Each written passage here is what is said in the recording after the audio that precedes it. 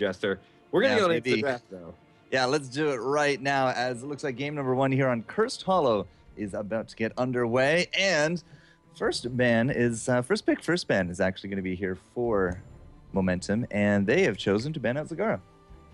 Yeah, Zagara, just one of the greatest heroes that you want to either have or deny your opponents. And then Forgotten Legion doing another hero on the ban list. It's going to be Zeratul. Same exact information as Zagara. The double Zs, as I like to call them. Momentum very likely to take a first pick Uther then. He's just too strong of a support right now. And they're going to have still a double pick after this before we go into the double bans. But as I say that, I mean, this is the second choice. This is almost always what they did, at least to me. It was either Uther or Johanna amongst the first picks. And Johanna's a warrior overall. I mean, she's just absolutely phenomenal right now. That she is. And I wouldn't be surprised to see the other incredibly strong Diablo warrior. It's not Diablo, it's Leoric coming up here for Forgotten Legion in their first set of picks as well. Johanna, she's really strong. She's got this great ability to keep control of lane, and not only that, be an incredibly imposing presence on the team fight side. But Leoric, he's just ridiculous in all sides of the game. So this is where Forgotten Legion really has to kind of make a big power pick in terms of this is the last pick that they have before the next ban set. Uther, again, comes up a lot right now as the kind of the #1 support, basically world. He's just really a huge favorable because of that Divine Shield. We already got the Leoric versus the Johanna. I'm wondering if that's going to be bringing us into a Sonya a little bit later on from Momentum, but Forgotten, it really feels like they either have to get a powerhouse mage or a powerhouse support here. I would love to see Uther, just because then we'd have the double ghosties coming up here in their first Add Tyrael to it, Team Ghost? Add Tyrael, Team Ghost. Team Spooky Ghost.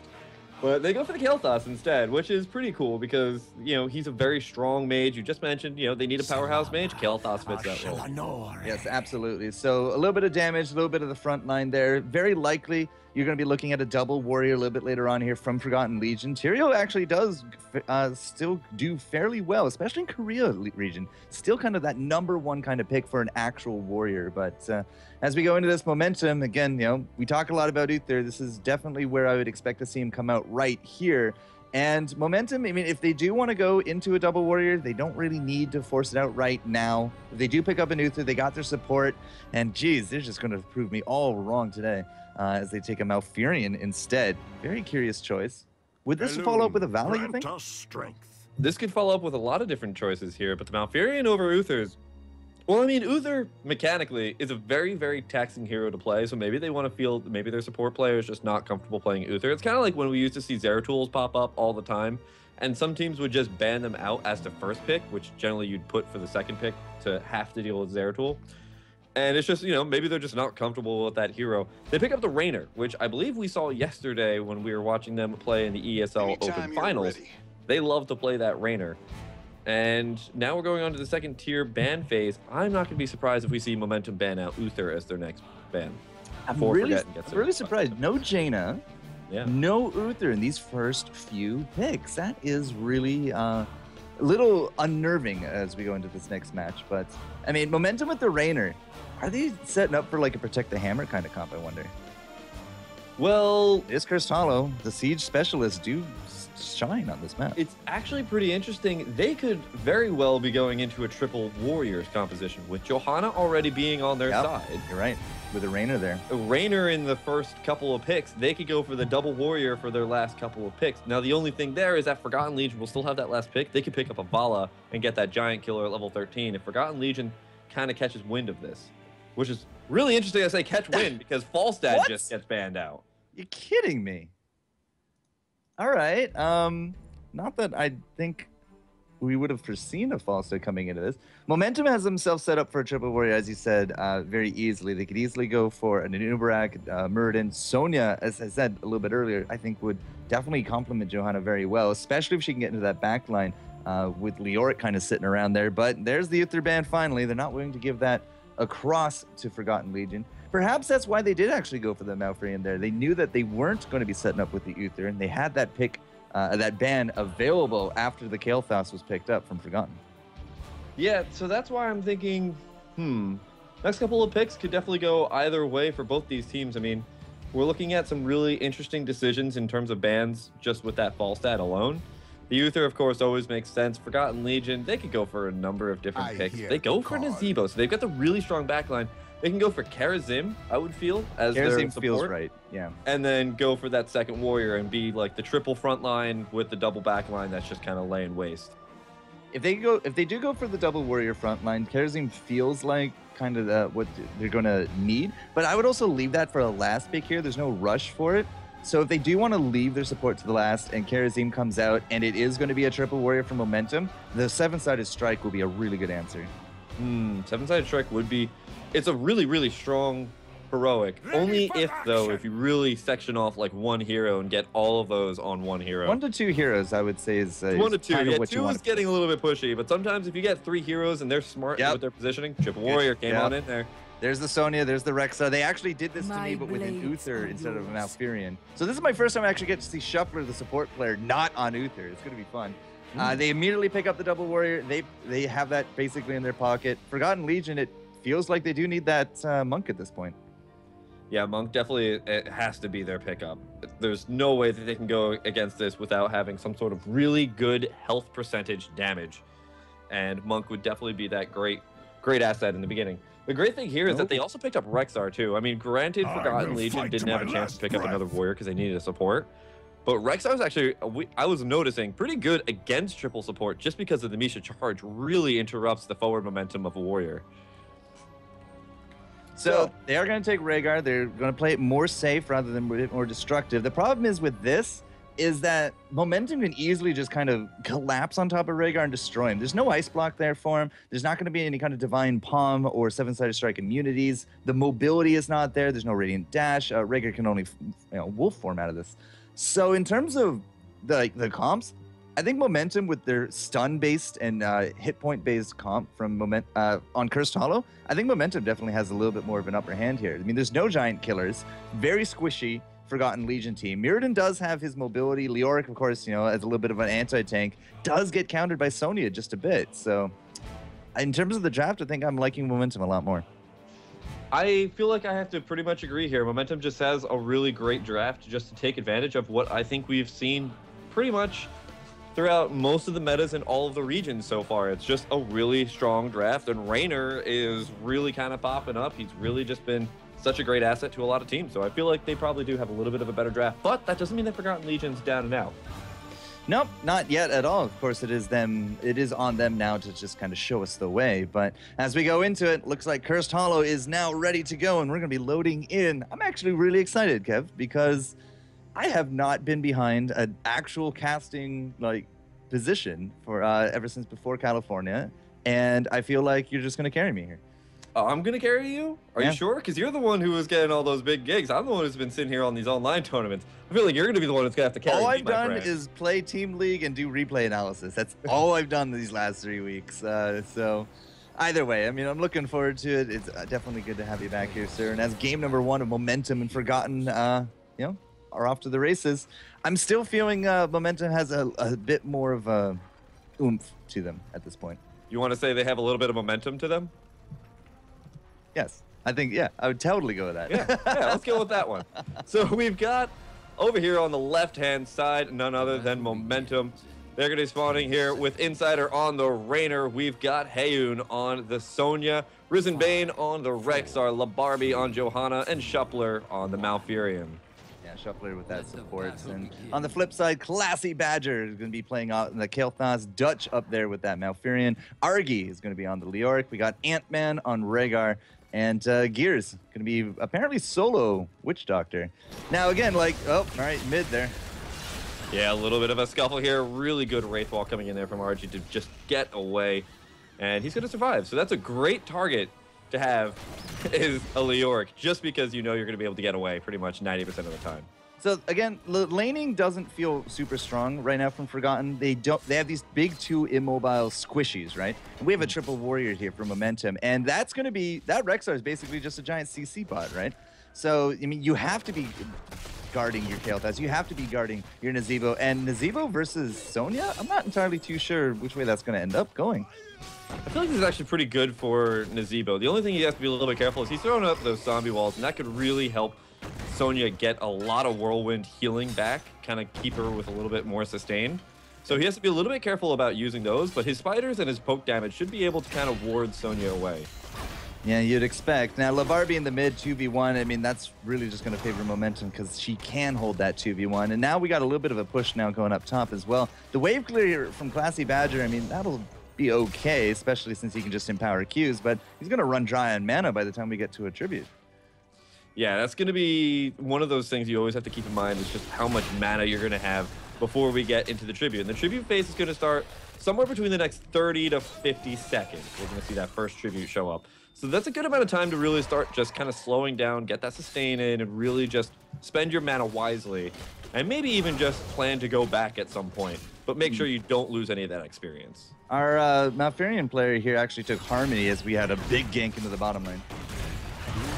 Oh, yeah, and that's going to be the first blood of the game going on over here to the blue side. LaBarbie walking away with just a little bit of poison damage, but really not too much damage has gone down from that Nazebo. So Harmony coming out now, rampant growth there as well. Harmony is if you Moonfire a target, reduce the mana cost of regrowth by 10. You're still using more mana to actually spend for the Harmony, but at the same time, I mean, a lot of players will actually just going to Moonfire anyways. So, I mean, it's a little bit of a situational choice where you typically see a Moonburn at level 1 or sometimes even Innervate talents, but... Shando Clarity at level 1 is the Innervate talent. I love Shando Clarity quite a bit. It's really great, especially when you have a Kael'Thas on your team. Unfortunately, the Kael'Thas is on the opponent team, so it's not going to work out so well. And that Moonfire, you can see, that's just going to be a great stalling tactic, so it is going to pay back tenfold. Having a little bit of a scuffle here. Great entangling roots coming in there from Shuffler. We see Ant-Man having to back on up there with a really low health Rhaegar. Has to play a little bit more of a passive side now. Classy Badger taking a good amount of damage, and with the last little punish coming in there from LaBarbie, is going to secure that takedown. RG now going to fall as well, and that's going to be a double takedown, leading up to the tribute going on over here to our friends in the blue. So I was holding middle click and I hit Z, and then like my camera is just borked now. So rip. All right. Yeah. I'm going to be using the arrow keys for team fights now. Great. Lovely. Awesome. This is kind of what I was talking about, though. Like, the comp from blue is definitely a lot more durable. The immobile damage dealers, I mean, we didn't even have Nazebo there, as I know. In fact, actually, Nazebo's getting chased down by him just a little bit here. I don't think that's going to be a kill, but still, I mean, they didn't have a damage dealer, and the hit point pool of the Warriors definitely did a lot of work right there. And the immobile nature, like, Rhaegar has no mobility. We got nothing there for the Kael'Thas either. We have a heck of a lot more available to blue, and so far, I mean, that has gotten them that one tribute. Yeah, they can be hyper aggressive in any of these team fights as well. Just because Malfurion is such a great healing battery, he can just sit there and really just keep one target alive with all of his overgrowth and regrowth and his billion different tactics. And he got a really great entangling roots down at the beginning of that fight, which allowed them to pretty much take everybody down to half health. And that's what's really going to be scary. If they keep going into melee range against triple warriors and they get CC'd, there's just no way to get a little bit of zoning in there to just get away from that damage. And if that doesn't happen, they're going to be in a lot of trouble. All right, Dutch is coming down. Classy Badger is not. All right.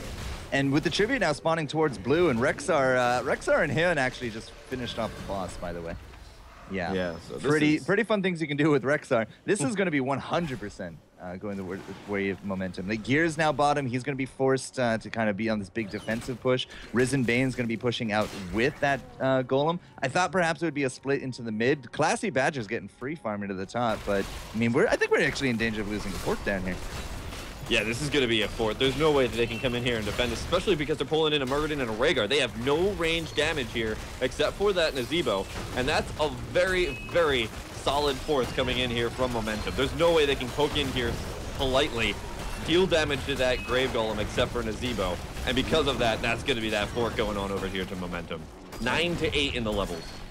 And I mean, this is just a big push now going forward for them in order to get those heroics, because we got this next tribute coming. Everybody's going to be busy with this Grave Golem into the bottom. We got a big gank coming on to Argy as well, so his Wraithwalk is going to be down just for a few. And I think this could just go straight over to blue.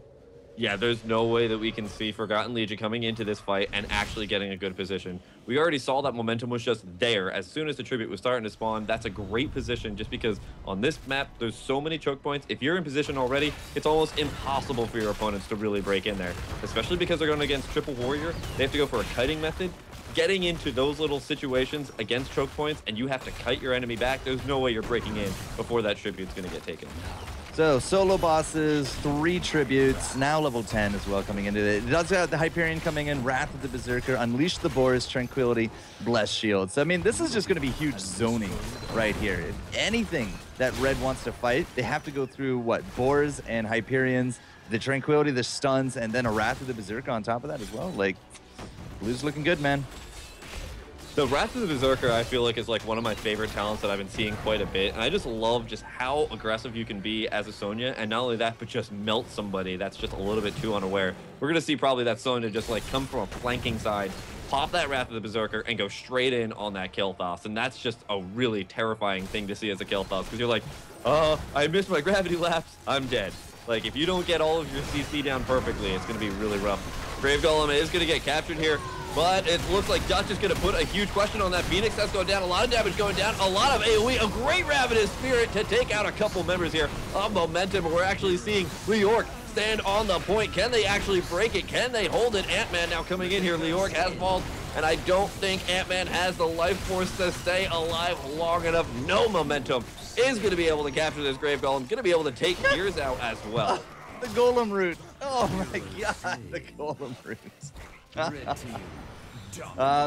I mean, again, like we've set up the team comp here from Momentum Gaming to do these kind of things. They are very much a protect the point or, you know, defend the area kind of comp. They have 3 warriors, Inspire, and a Tranquility. I mean, the Tranquility by itself is just going to keep everyone just alive so much. The Tranquility negates majority of the damage that you're ever going to get out of a Ravenous Spirit, no matter how well placed it is. And just from there, I mean, they have the second boss. They had the level advantage going forward, and the zoning, the damage coming out of it, the hit point pools, we just can't really compare right now from Forgotten Legion. It's just, again, coming into those choke points. Now, that was a really nice Ravenous Spirit, but when you're going against Triple Warrior, you need some sort of percentage of health damage. They don't have that, and that's really what's kind of killing them, especially with Tranquility. Tranquility is a great way to really deny that Ravenous Spirit, but we're seeing now that they've actually defended pretty well. They've only lost 2 forts here. They haven't lost any keeps. They defended that Golem pretty nicely, given the circumstances. But 13 is now in favor of Momentum. All right, level 13 talents, Mystical Spear. This is actually the Ferocious Healing build coming out of Heiyun. And we've been seeing this actually in the SEL quite a bit. So Warpaint is, you know, heals, focus attack for the basic attacks, and then Ferocious Healing for the healing there as well. You become a very big lane bully with that mod. You do. You can just pretty much sustain through everything. And that's just really kind of, you know, we keep saying this. It's the name of the game for this team. Just get a lot of sustain. Be able to kind of do everything by yourself. And then when you're all together, nobody has to worry about anybody. You just go ham. We're seeing the Hyperion come in there. They pick up that middle fort. They got Bruisers now pushing down the mid lane as well. So double-barreled coming out after Revolution Overdrive and Focus Attack. He definitely is a, you know, a mix of an auto attack, and now, of course, with double-barreled, the double pushback as well. Do really good. Wildfire and Burning Rage and Life Seed. We don't even need an ice block from this Snuffer into that confident. Yeah, he's going for a lot of healing talents, and it's really working out for them. Right now, though, both these teams just kind of moving around. A tribute did spawn. There was no way that we could see our friends in the red, Forgotten Legion going on in there and getting that, so they backed up. Momentum now going for this Grave Golem yet again. Crushing Hope, Burning Rage, Toads of Hugeness, and Chain Bomb. We'll have to see if Classy Badger can make the difference, and oh my god, I think they did it right there. The boss now done under half. Heiyun really low inside on the Barbie, got that Chain Bomb going life right there, and well, Dutch is not done yet, Kev. Yeah, and they're going to keep going on in there. The Condemned just barely going to be able to save them. I feel like that just kind of interrupted all of the momentum coming in there from Forgotten Legion. They push on forward. They grab the Grave Golem, and they're going to be able to push down that bottom lane if they want to. Split up. That's really kind of up to them. They have to be a little bit wary, though, because there is a set of Siege Giants pushing in the top. I thought you said Seeds. The Seeds, yes. There's a lot of Seeds in the top lane. It's going to turn into a Garden Terror. The map has broken. This is the chance for Red now to actually pick up that first tribute, and it looks like that's exactly what they're going to do. They don't want to take on this 2-man defense force with the Golem. In fact, they're going to send everybody top. A little bit of a curious decision. I might have wanted to try to at least solidify the fort, but I mean, it'll work out in their favor by the end of it anyways. It'll be low-hanging fruit if it's not going to go down, and it won't. And they do actually get that first tribute, so they do have a point on the board, a little bit closer to that curse. Should be able to pick up their bruises here as well, but I think Blue's going to try to punish the positioning by going straight for keep. Yeah, blue is moving on over there. They pick up that vision ward, and they're now moving straight towards the keep wall. This is a little bit... This is a little dangerous here if they don't actually go for anything here. They're just kind of, all right, they're just going to back up. And that's a smart decision. As soon as the Bruisers got caught, they knew that there was going to be more presence back out on the map there from Forgotten Legion. And so they knew that there was a possibility that it collapsed. Right now, it's 15 to 15. You don't want to go risking any exact team level fights. You want to wait for that level 16 if you can, because then you're just going to win those fights a lot easier. Nobody really wants to fight before 16. Like, that should just be a general rule. If you're ever thinking about it, you're in your game, I'm almost 16, should I fight? No. The answer is always no. You should never fight if you're almost 16. You should always just give it a little bit of time. Be patient, guys. Next tribute's coming up here as well. If we can get a pick, and they're thinking about Dutch. Look at that, Misha go. Jeez, Misha, calm down. Yikes. Yeah, Misha is just really trying to make an issue out of this. Red split. Red is heavily split. They don't have Gears. Gears isn't there. The rest of the team has finally gotten back together. It doesn't matter, though. They were able to pick up the tribute. The tribute going down is just immediately why you saw the rest of the team just kind of back up from momentum. They said there's nothing to fight over here. There's no objective. There's no win condition that we can go for if we go for a fight right now. Again, let's wait for 16. And that's exactly what they're doing. But look at this. We're saying Forgotten Legion probably is going to hit level 16 just a little bit ahead. The Grave Golem has spawned, and this might actually be another big fight. We got double party bush going on. All right, Misha's going to find Dutch. Dutch is going to be a big target. Hyun will miss, though, but there's the Hyperion. And we see a huge march of the Black King going into the backline. Tranquility getting popped there by Shuffler, but a lot of damage going into Hyun. We see an Ancestral just barely connect with Dutch to keep him alive for a little bit longer. Labarbi now in the middle of Forgotten Legion, but RG is the first one to fall. Then we also see our Muradin fall, and then the kill thoughts. Now it's nothing but Ant-Man and Gears left. But these are two immobile heroes, or at least Gears is, and he's going to get completely trapped by the Condemned. The Punish going to finish him off. And that's a 4 for 0. That seems like a free ball. Oh, sorry, 4 for 1. A free boss over here for momentum. Hyun did his absolute best trying to stay alive in that one, but I mean, even through the ferocious healing, even through the tranquility and the nerves of steel, it just was not enough to keep him going. But still, I mean, a 4 for 1 trade, absolutely. They'll take that one. There's no way Ant-Man can get this. Shuffler is just waiting over here. Yeah, Argy will zone it, but I still don't think they can get it. Yeah, they have to just back up. There's no way that they can possibly keep the might of momentum coming down with all of their heroes. Bullseye, Feigned Death, Tenacious Roots, and Holy Renewal coming out here as well from Momentum Gaming. We did get the Arcane Barrier, Stone Form, Renewed Swing for the second swing. And now Tidal Waves, so, full chain heals, not chain walkers. No ice blocks from either of the characters that could. The Toads of Hugeness came out into the Leaping Spiders, and, well, get the best use out of them now as you can, Gears. Going away next patch. We're starting to see a little bit of a push come in here from Momentum to push into this mid lane. They knew they had that boss in the top lane, so they didn't have to worry about the rest of Forgotten Legion coming in and pushing them away, really. So they might as well just pick up that free experience. Level 17 to 17 for both these teams. Now going for the Siege Giants, and this is a little bit risky. They could get collapsed upon, but this is a really nice choke point for them to really kind of press this issue. Siege Giants get grabbed there by Risen Bane. We're starting to see RG take a lot of damage. At the same time, Muradin taking a huge amount of hits. Does he have the Avatar and Stone Form? He pops both of them, but Gears is not going to get the Ancestral. It's going to go over to RG instead, and Gears will fall. Hyun now going to be body blocking Ant-Man. Ant-Man taking too many hits. The Condemned to reconnect with RG. RG going to try and use the Wraithwalk to get away, and that's going to be successful. Put 2 members down. This looks like keep for Momentum. Yeah, very likely with 2 defenders out. I mean, Dutch doesn't have that Avatar. Hyun still can't actually take damage. I mean, that nerfs of steel, and now he's healing right through that Ferocious. Still has the Wrath of the Berserker on. He's hitting, 500 damage seismic slams at this point. It's pretty atrocious how much damage you can actually eke out of a Sonya that you cannot control. But yeah, first keep, and now Tribute as well. I mean, this is guaranteed going to be the second curse. And second curse, think that'll lead us into a boss, or are they just going to push for top keep? I feel like at this point, top keep might be the best answer, and that's exactly where we're starting to see them move on over here. They've got Hyun already in the front line looking for a target for his Ancient Spear. Classy Badger a little bit forward there. Does start backing up, going into a little bit more of a defensive position, but no, goes back into melee range, and it's going to get hit by the Condemned. No follow-up coming in there from Momentum, but they pick up the free keep. They're going to back up, though. It's not level 20 to level 17 just yet. It's still only level 19, so they want to wait for those level 20 Storm Towns to come in there. But it looks like, in fact, we're going to see Forgotten Legion go for a little bit of an aggressive positioning. Dutch now coming on in here. A huge Chain Bomb actually going to do a good amount of damage. Good work there from Classy Badger. Can he pop his Arcane Barrier? He stays alive for a little bit longer, but does get picked up as the first takedown here. And we're also now starting to see RG take a good amount of hits. The slams coming in on Gears. Ancient Spear not connecting. But with the Wrath of the Berserker, he's going to be just hot on the tail of that Nazebo. RG now, again, in the middle of the team, and that's going to be the core. I mean, it wasn't the best March of the Black King I've ever saw, but I mean, Ant-Man actually had to use the Ancestral to make that happen. Here comes the Ravenous now from on top of Heian, and well, sure, it'll kill him, but at that point, I mean, the game is over at this point. It's just Rexar that can finish this. That's going to be GG. Game number 1. Going to go over to Momentum Gaming, and it's actually a best of 1. So good game. Momentum Gaming moves on. As I remember the rules here for our Go4Heroes. It's been a while, Kev.